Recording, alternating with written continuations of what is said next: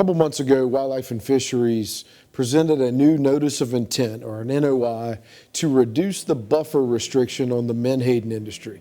That is the distance of from shore that they can fish. Menhaden, otherwise known as pogie to most of us, is actually a bait fish, but what it is used for mainly is fish oils and fish meal. So whether it's an aquaculture farm overseas, here in the States, or you taking those fish oil tablets, that's what menhaden is used for. Menhaden have been coined the most important fish in the sea.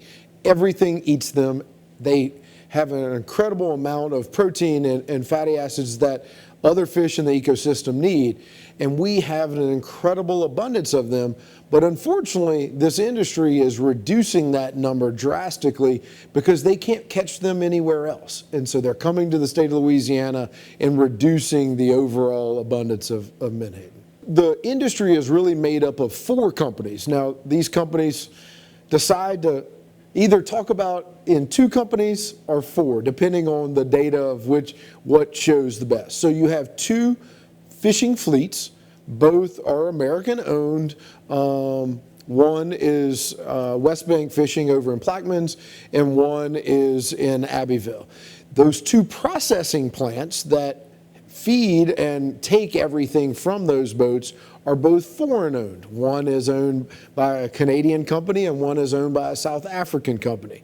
The only reason the fleets are locally owned is, according to the Jones Act, they have to be. And so they have figured out a way to make them American owned, but these guys are far from that. Well, we got the pogie boats out here right up against the beach.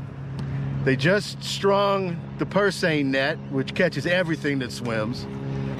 And now they're pumping the whatever they caught, pogies, you know, menhaden, mullet, croakers, speckled trout, white trout, redfish, whatever got caught in that net.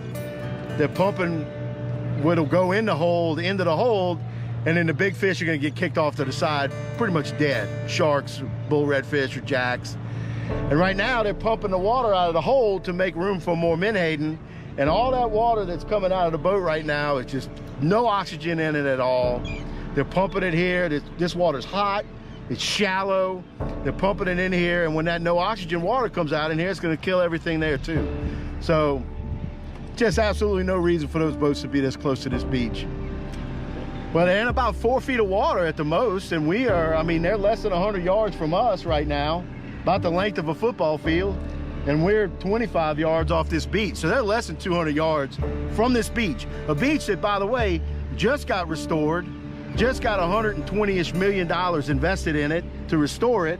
And you can clearly see this big boat, when he's under power, is chewing up these sandbars and chewing up the surf. Very clearly see that. The threat is they control an incredible amount of what our ecosystem needs. And the more they catch, the harder it is for everything in our ecosystem to thrive. We want them catching fish, we want them to be productive companies, but they need to be good stewards. And by moving closer and closer to shore, not only do they take more menhaden, but they also kill an incredible amount more of bycatch. Right now, they're catching almost 15% of all speckled trout harvested in Louisiana. That's their 28 boats compared to our 400,000 anglers. They're still taking 15%. They're killing 30,000 bull reds, where we're not allowed to kill any of them because of proper fisheries management. So what we want to do is back those guys away from the shore, reduce their bycatch, and they can still be healthy companies. We just did a $1 million bycatch study, and it shows where bycatch increases and where it decreases. Right now, we all talk about a half a mile from the beach, and now they want a quarter. And we originally posted we wanted a mile. What it really comes down to is that's something measurable people can understand. At 22 feet of depth, their bycatch virtually goes away. That's where they need to be.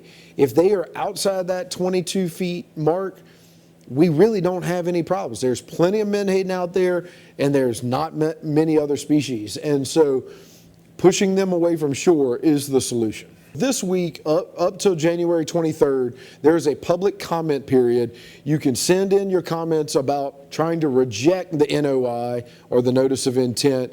through Wildlife and Fisheries. But if you miss that window, or you want to get a head start on the next window, this will be in the legislature. So I would encourage all of you to contact your local legislator and tell them this NOI is bad for Louisiana, bad for the anglers, and bad for the entire Gulf. Go to ccalouisiana.com. Everything you need to know is there, and don't hesitate to call our office in Baton Rouge, 225-952-9200.